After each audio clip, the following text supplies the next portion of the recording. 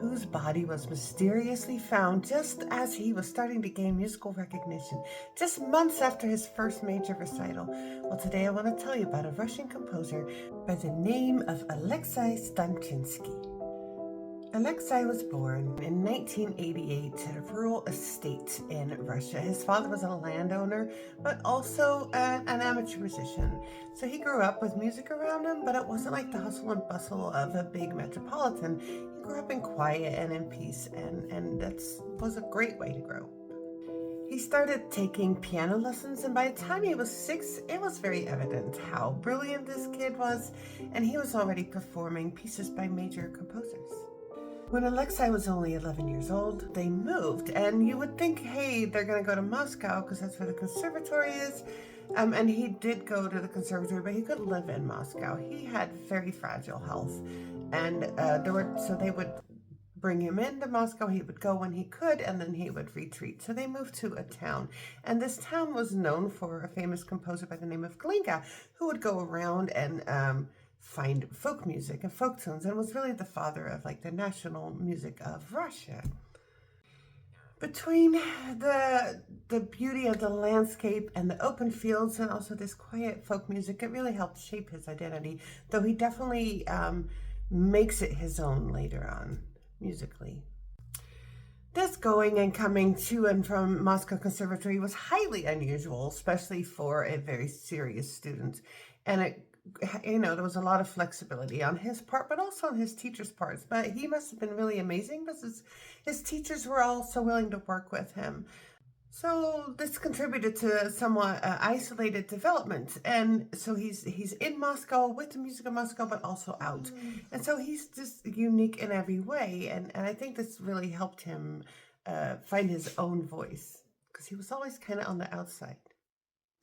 There was a composer and a teacher at the conservatory by the name of Sergei Taneyev, and he saw so much potential in this kid that he did something that was highly unusual. It's very normal now, but it was highly unusual. They had lessons through correspondence for a long time, so that Sergei never had to stop learning. Taneyev really played a huge role, a lot of influence, but also opening doors. He was so impressed with this kid, with this student. Definitely his music, it was amazing. But I think also what he was impressed with was that despite his physical problems that he was having, he didn't stop. He continued to compose and continued to let music guide his life. Sadly, this study was disrupted by a major health crisis. He was not doing well, and we would now looking at the symptoms called a schizophrenia. He had hallucinations. He had emotional outbursts, high, low, any which way. He was put in institution for a while, but they didn't know what really it was. They didn't know how to deal with it. And he would have moments of clarity and calm and just to himself. But despite that, he would do that at times. He wasn't cured, and eventually they just had to let him go. Then the unthinkable happens, and in 1910 his father dies, and he is devastated, of course, but also his mental health, he just cannot handle this and goes back down the deep end right as he was trying to crawl out. But he kept crawling, he kept trying. He was collecting folk tunes and he was working on it, and eventually he did go back to conservatory. And then we have a time where he appears more stable and he's really able to refine his music and really work on his own compositional language. The music he writes at this point in his life is gorgeous. It is his most amazing, beautiful body of work.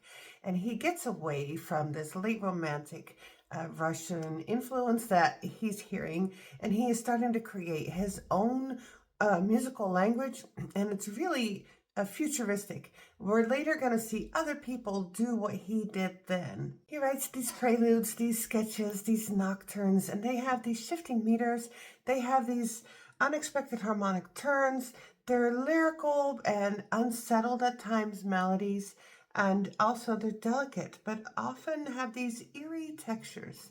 And when you listen to his music, it's kind of like it's too late for this to be purely romantic, and it's also too early to be fully modernist, and it's just this bridge. At the encouragement of his professor Taneyev, he participated in a public recital in 1914 at the Moscow Conservatory, and it was very well received. People really enjoyed it. Actually, Medtner really liked it too, and so he sent all his original music to Medtner, and they started making plans that he would go to Medtner and they would discuss his music and take him under his wing and show him. And at this point, it was kind of like the beginning of being established and being taken serious in the Russian music community.